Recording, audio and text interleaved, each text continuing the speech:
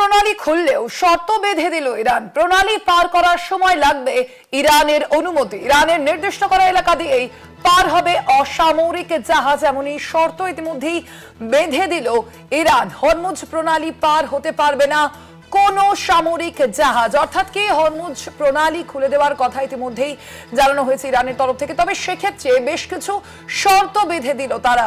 অর্থাৎ আমরা দেখেছিলাম যেভাবে 28শে ফেব্রুয়ারি যখন ইরানের উপর হামলা চালিয়েছিল ইসরায়েল এবং আমেরিকা, এবং সেই হামলা ইরানের সর্বোচ্চ ধর্মীয় নেতা আয়াতুল্লাহ আলী খামেনির মৃত্যু হয়েছিল, তার পরবর্তী সময় থেকে কিন্তু ইরান তারা প্রত্যাঘাত চালাচ্ছিল মূলত পশ্চিম এশিয়ার একাধিক দেশে। তার আঁচ গিয়ে পৌঁছেছিল মার্কিন ঘাঁটিগুলিকে লক্ষ্য করে তারা হামলা চালাচ্ছিল, এবং শুধুমাত্র তাতেই কিন্তু তারা থেমে থাকেনি। তারা হরমুজ প্রণালীও বন্ধ করে দিয়েছিল, যার কারণে জ্বালানি সংকট সৃষ্টি হয়েছিল বিশ্বজুড়ে। তবে এবার হরমুজ প্রণালী খোলার কথা জানানো হয়েছে ইরানের তরফ থেকে। এই পরিস্থিতিতে তারা একাধিক শর্তও বেঁধে দিয়েছে। প্রণালী পার করার সময় লাগবে ইরানের অনুমতি। ইরানের নির্দিষ্ট করা এলাকা দিয়েই পার হবে অসামরিক জাহাজ। হরমুজ প্রণালী পার হতে পারবে না কোন সামরিক জাহাজ, অর্থাৎ কি একাধিক শর্ত কিন্তু ইতিমধ্যেই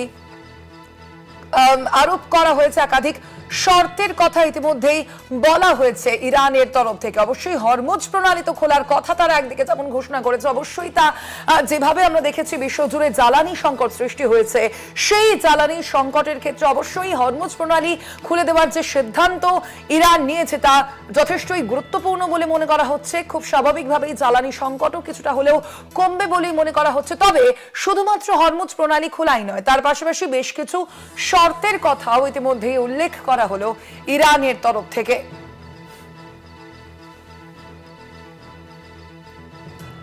প্রণালী পার করার সময় লাগবে ইরানের অনুমতি।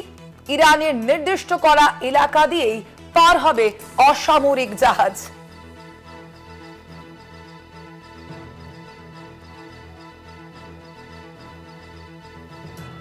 হরমুজ প্রণালী খুললেও শর্ত বেঁধে দিল এবার ইরান। প্রণালী পার করার সময় লাগবে ইরানের অনুমতি। ইরানের নির্দিষ্ট করা এলাকা দিয়েই পার হবে অসামরিক জাহাজ।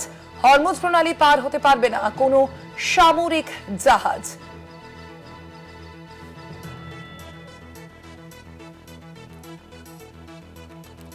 হরমুজ প্রণালী খুললেও ইতিমধ্যেই শর্ত বেঁধে দিল ইরান। প্রণালী পার করার সময় লাগবে ইরানের অনুমতি। একদিকে যেমন অনুমতি লাগবে ইরানের, তার পাশাপাশিও কিন্তু একাধিক শর্তও দেওয়া হয়েছে। এক্ষেত্রে অসামরিক জাহাজই শুধু এলাকা দিয়ে পার হতে পারবে।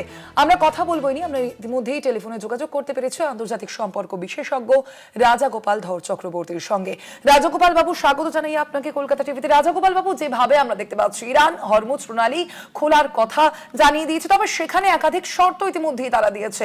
এক, ইরানের অনুমতি লাগবে এই প্রণালী পার করার সময় যে জাহাজগুলি যাবে। পাশাপাশি তারা আরো বলেছে যে নির্দিষ্ট করা এলাকা দিয়েই পার হবে অসামরিক জাহাজ। এই শর্তগুলি এই যে যুদ্ধ পরিস্থিতির যে প্রেক্ষাপটে কতটা গুরুত্বপূর্ণ বলে আপনি মনে করছেন, বিশেষ করে আমেরিকা এবং ইসরায়েলের ক্ষেত্রে? হ্যাঁ, দেখুন, এখান দিয়ে হরমুজ প্রণালী দিয়ে যে কোনো সামরিক জাহাজ যেতে দেওয়া যাবে না, এটা তো সঠিক কাজ না। সেটাতে ইরানের নিরাপত্তা বিঘ্ন হতে পারে। সুতরাং এটা খালি হরমুজ প্রণালীটা কমার্শিয়াল ট্রেডিং এর জন্য, কমার্শিয়াল শিপিং রুট হিসেবেই ব্যবহৃত করতে, হ্যাঁ সেই হিসেবেই চিহ্নিত হয়ে আছে।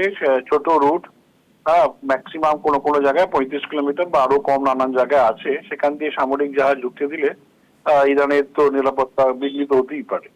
সুতরাং সেটা সঠিক সিদ্ধান্ত। আমাদেরও হরমুজ প্রণালীর আগে আমাদের গালফ অফ ওমানে আমাদেরও নৌবাহিনী দাঁড়িয়ে আছে বা আরব সাগরে দাঁড়িয়ে আছে। তারা তো হরমুজ প্রণালী ঢুকছে না, ঢোকার তো কথা নয় না। সেখানে জাহাজ আসবে, যখন সেখান থেকে জাহাজ যাতে কেউ ঝামেলা না করে আমাদের সুরক্ষা দিয়ে নিয়ে আসবে, এটাই নিয়ম।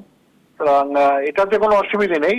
কিন্তু ওরা যেটা হয়তো বলার চেষ্টা করছে যে একটা লেভি দিতে হবে, এবং পার জাহাজ প্রায় $2 মিলিয়ন লেভি চাইছে। সেটা ইউএন এ দিতে হবে চাইনিজ মুদ্রাতে। সেই জায়গায় এখনো কোনো অফিসিয়াল কোনো নেই। সেইটা একটা সমস্যার কারণ হতে পারে, এবং সেটা হয়তো আনঅফিসিয়ালি চাইতে পারে। ইরানের অনুমতি নেবা মানে হতে পারে যে ওইটা লেভিটা তুমি দিচ্ছ কিনা। কিন্তু ভারতের সঙ্গে যা সম্পর্ক, আমার ধারণা সেখানে এই ধরনের কোনো জটিলতা আসার কথা নয়।